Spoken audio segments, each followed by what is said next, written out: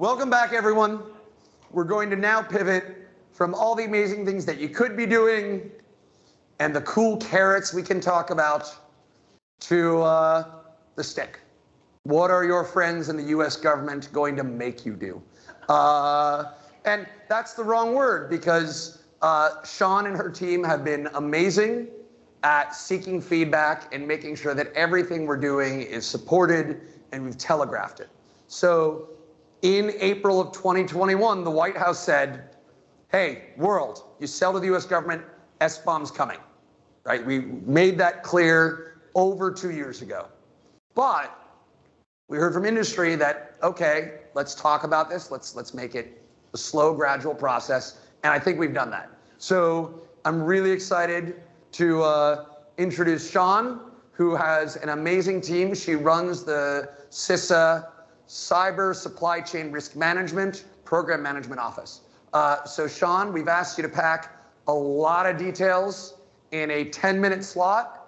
I know that we're not going to take questions, but you are going to share how folks can get in touch with you. So Shon, we're ready for you.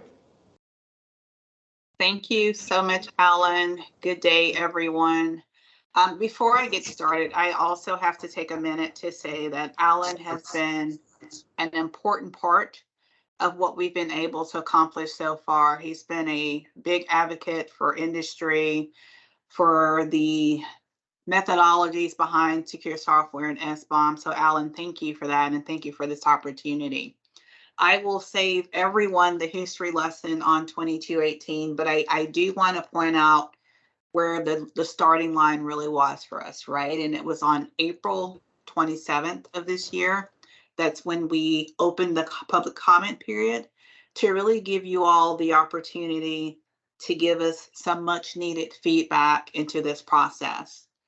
The comment period will close on June 26th. So if you have not had an opportunity to give us some valuable input on what you think is most important in this process, please take a few minutes to do so. The only way that we can ensure that we are getting this right is to make sure that we're hearing from you. So let me start there. There are a couple of things that I do want to hit on out the gate. That lots of folks are asking is, why is there not the mention of SBOMs in the actual form? One of the things that OMB wanted to make clear, and let me also further echo, I work for CISA, not OMB, so everything that I do say today is from the CISA lens and not from OMB's lens, but we wanted to take a crawl, walk, run approach and really give both the federal government and industry time to settle into this, right, and not require too much. That doesn't mean that agencies cannot ask for SBOMs. They can if they want to, but it is not a requirement of the form as of today. The next thing that I want to make sure that I touch on about this process is this whole idea of provenance, right? Provenance most certainly is mentioned in the SSDF, and there is language right around provenance of third-party code. So make sure that you are thinking of that, how you would be able to handle that right within your own companies. And again, right, if there are any issues with that, we want to hear about that. Once the comment period closes, because it's like, what's next? My team will take everything that we've received today, adjudicate the comments, provide feedback, right, if we felt that there was something that we could not accept for some reason, and get that summary over to OMB to give them the opportunity to do that same thing as well, to review holistically as an organization, to allow their legal and their leadership team to look at that. And at some point, those comments will be made available to everyone. Now, last Friday, we got a gift that we had been waiting for a while, and that was an update to the actual attestation form, because as you all know, the time that we originally planned to get it out wasn't actually the date that we got the attestation form out. So 2316. If you have not had a chance to look at that yet, please do you a quick Google search so that you can see the updated dates in that. There were three main things that OMB wanted to make sure that they highlighted. And to wrap that up really quickly, it would be to reinforce M2218. So everything that is still in 2218 will be required. It's not going away.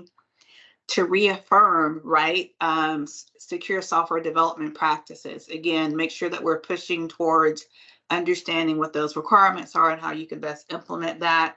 And lastly, but again, most importantly from the agency side and your side, is to extend the deadline. Now, there is not a firm, right, that it's due on, let's say, December 31st, right, at COB. It says specifically, and let me make sure that I'm reading what's there, 3 months after OMB, right, approves the common form. So they gave months from the time of finalization rather than a solid date. I think that was smart because it gave us a little bit of playing room to make sure that we're being extremely strategic and thoughtful in the comments that we know that are coming. So I hope folks on both sides can have a little bit of ease in that, that there is most certainly consideration regarding the input that we're receiving. I know that Alan's going to come back and give me some really good nuggets from your session today, but also making sure that we are advocating, right? Alan, again, has been amazing for advocating and pushing where we need to, and we will continue to do that as an agency. I cannot stress enough how important it is for us to get your comments during this time, so that we, can get input on things that we maybe aren't even thinking about, right? So please make sure that you provide input whenever you have the opportunity to do that, but most certainly before the 26th. That is it in a nutshell. You will find that OMB as well as CISA is trying to be very broad in our conversations because there still is so much fluidity as we move forward, but that is because we're taking the time to really understand how to make this most useful from both sides of the house as we move forward. So one, your clear takeaway is to get your comments in by the 26th. Your clear takeaway is to make sure that you look at M2316. And by the way, if you are not familiar with the SSDF, if this is your first opportunity thinking and working with government, I believe it's NIST Special Pubs 800-218, where you can start to look at some of the SSDF requirements and really start to think about how you can comply and give good guidance in your organization on that. So Alan, I think I hit 10 minutes. I tried to go as fastly as I could.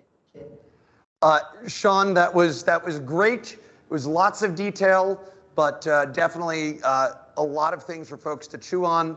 My team's going to put the updated OMB memo with the revised timeline in the online chat. So that if you haven't seen it, you're aware of it.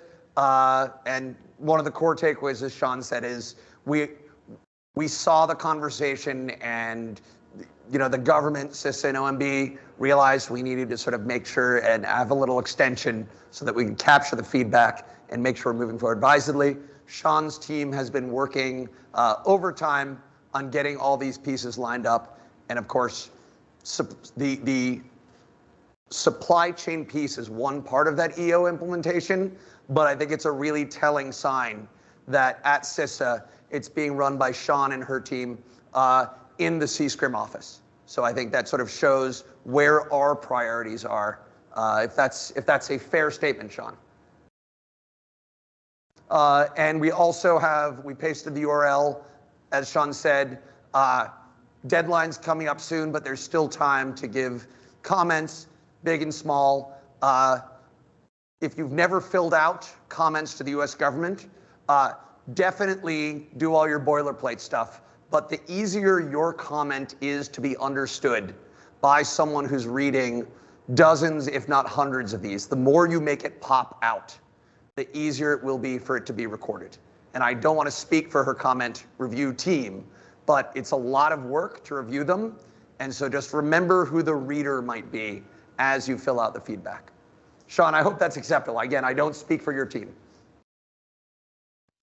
Now, this has been great. And man, again, I have to say, Alan, you have an amazing audience. Thank you all for taking time to be a part of this session and giving as much good nuggets as you can to Alan. This is amazing, Alan. Good job.